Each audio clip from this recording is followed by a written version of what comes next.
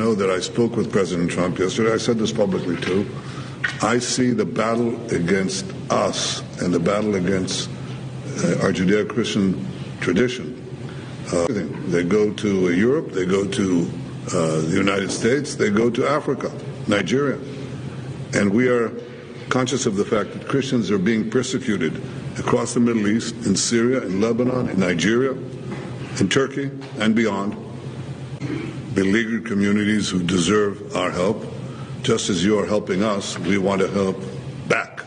And we're capable of doing that. In Africa with intel, in the Middle East with a lot of means that I won't itemize each one. But this is what our agenda is. It's a main part of our agenda, and it's going to continue with greater force and greater might in this coming year. On instructions of our mandate as voluntary experts, legal experts on international law, and in the interest of the public and interest of the voiceless, I took an initiative to give final notice to the government of Nigeria and the government of Cameroon.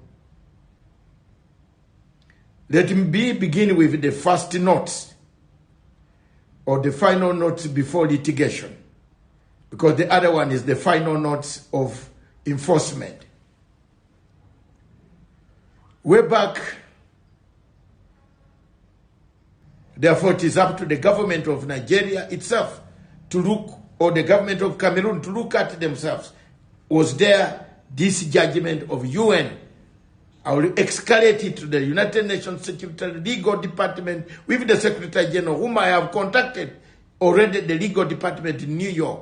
Why have these people failed to enforce, to work on the recommendations?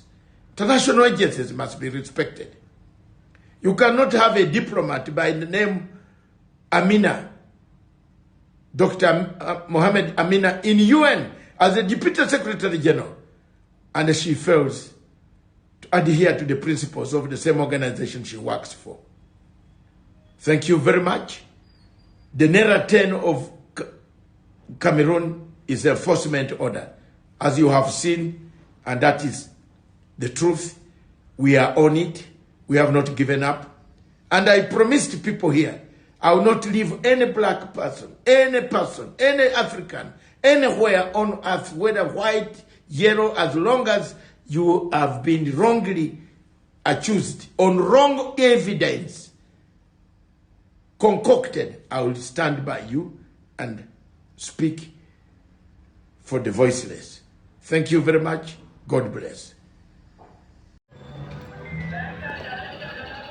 It is alleged that Prime Minister of Israel, Benjamin Netanyahu, has said that the way Somaliland was recognized, so Biafraland will be recognized so very soon. Yes, Biafraland will be recognized very soon, according to Benjamin Netanyahu, just like the way the Israeli Prime Minister, under his watch, Somaliland was recognized. And from what we are hearing, they have agreed on the recognition of Somaliland 2 years after it was made public by Benjamin Netanyahu.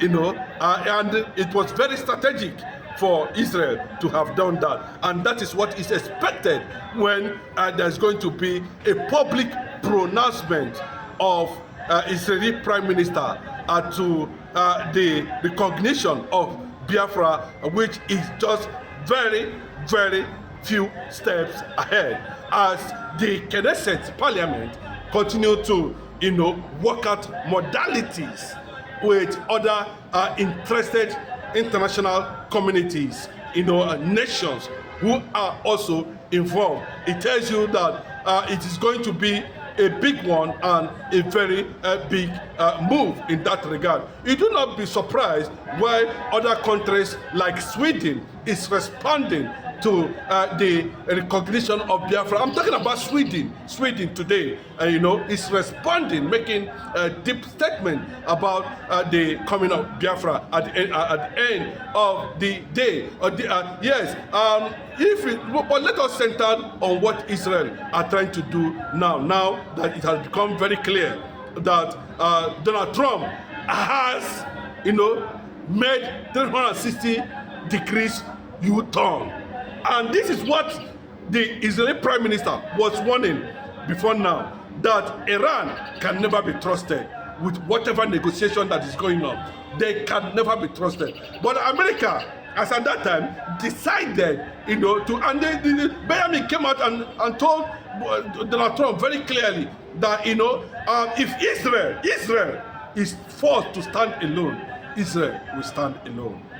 That's to tell you that when Israel is going to pronounce publicly the recognition of Biafra, the American government will not have any choice. But that is what it is at the moment. And Nigeria should understand the reason why America and Israel, redeployed, or evacuated their troops from Nigeria, or moved their troops from the soil of Nigeria. Can anybody answer that question? Can Nigerian government come out and tell the whole world why US withdraw their troops from Nigeria? What it means is that, they are done with Nigeria. I am done with Nigeria. Benjamin Netanyahu and Donald Trump declares. I am done with Nigeria. Benjamin Netanyahu, Donald Trump declares. I repeat, I am done with Nigeria. Benjamin Netanyahu, Donald Trump declares. And that is the end of this entity called Nigeria. And with that withdrawal, I'm going to let you know that the Russian government has already indicated interest, to make Biafra the headquarters of Russia, Federation of Embassy in the entire Africa, the headquarters of Russian Federation Embassy in Biafraland, in the whole of Africa. What it means that, Biafra now will be having international headquarters that represent Africa. That's what and the world they're shaping it, they're mapping strategies out in that regard. And that is why the American Donald Trump has removed his hand from anything concerning Nigeria.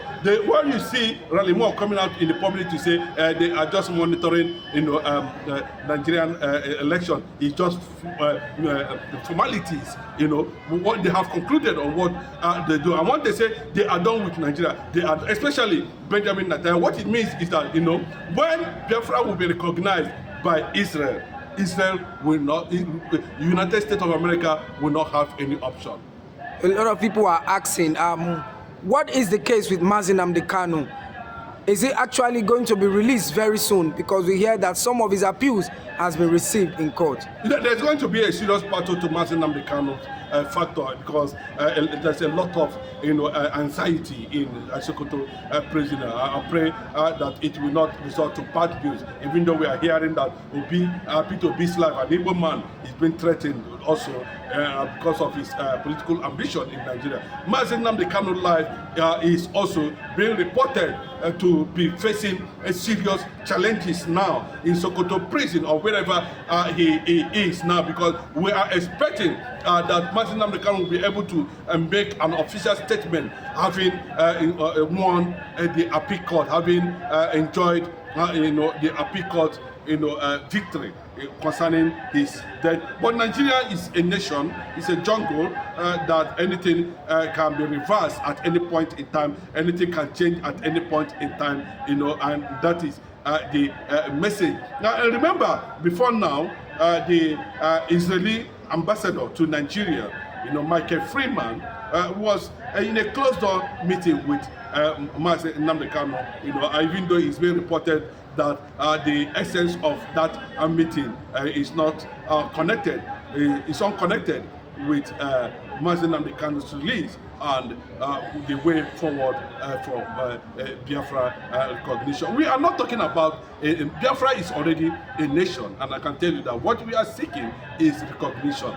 That must be understood and understood very well, you know. And in that regard now, we are hearing that Mazi Nnamdi Kanu is facing health challenges, and he has no other option than to accept federal government medical care, which is being seen to be very dangerous. Unfortunately, Mazi Nnamdi Kanu will not die in Sokoto prison. I pray that God protects him. You can see all manner of, you know, crises, you know, surrounding his leadership currently now. But do not mind anybody, you know, about what anybody is saying about Mazi Nnamdi Kanu, all the rubbish they have been saying about the IPOB leader. No, we are not interested. It cannot be Kanu, and Kanu cannot be, you know, these unfortunate shadow demons that call themselves ex-DOS. You know, this is not 1967. You know, the spirit of Ifajuna that has engulfed, you know, that has possessed all these people.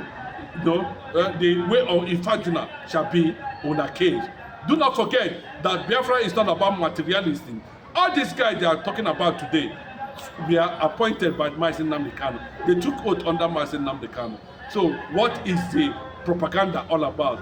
You know, so the way of Ifajuna will be their way, and it's not a joke. You know, because Mazi Nnamdi Kanu, if he's not committed, he won't be in Sokoto prison today. Finally, a lot of people are saying Bianca Odumegwu Ojukwu is working against the recognition of Biafra. How true is this?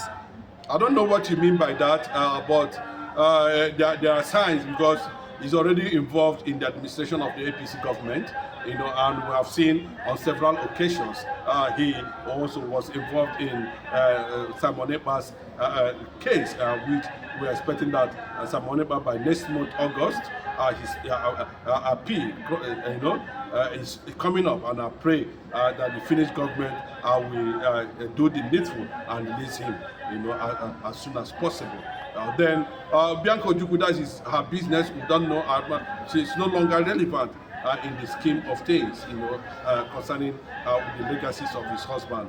Nobody respects her, but let her play her own role and get away. If that money is a problem, you know, so be it. But I can tell you that Nigerian and Biafra are two different things. Anybody that's working for Nigeria, you know, is working for Nigeria for himself.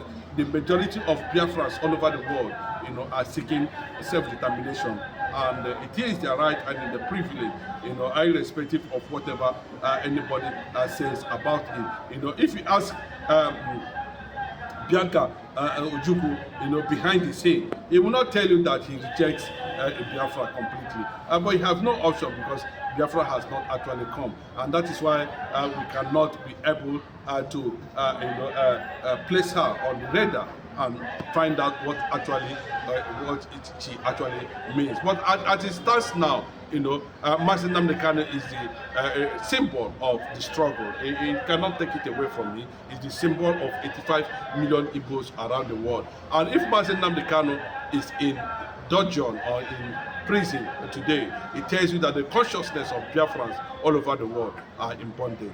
And when Mazi Nnamdi Kanu is set free, then we know what it means to every Biafran and all the struggle for Biafran, you know, recognition. That's what we are talking about today. Mazi Nnamdi Kanu has left a legacy. Mazi Nnamdi Kanu, you know, has achieved a lot in terms of Biafran struggle.